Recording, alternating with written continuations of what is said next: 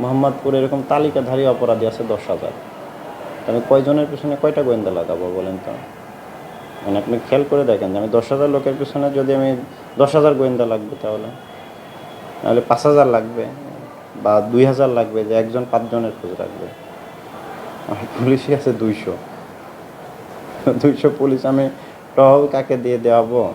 আমি ওই পেট্রোলিং কাকে দিয়ে করাবো? অভিযান কাকে দিয়ে করাবো? আসামি তদন্ত কাকে দিয়ে করাবো? কোর্টে আনা নেওয়া কেই বা করবে? কে রিপোর্ট বা কেই সংগ্রহ করবে? কে কী কাজ করবে? কে 999 ফোনে কে সাড়া দিবে? ধরেন আমার এই কী বলে 200 লোক দিয়ে আমার 2,000 কাজ করতে হয়।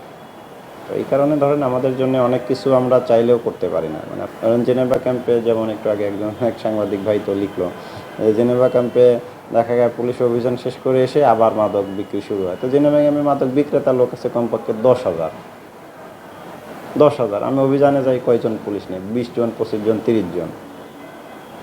যে কয়জন পারি ধরে নিয়ে আসে, তাই বাকি 10,000 লোক আসার পরে ওয়েট করে, আবার যাই, আবার ধরি, আবার ওয়েট করে। এবং এইগুলো তো 1 পুরিয়া, 2 পুরিয়া, 3 পুরিয়া, 5 পুরিয়া গাঁজা সহ ধরা পড়ে, ওই 10-15 দিন জেলে যায়, জেল থেকে ফিরে এসে আবার অপরাধ করে।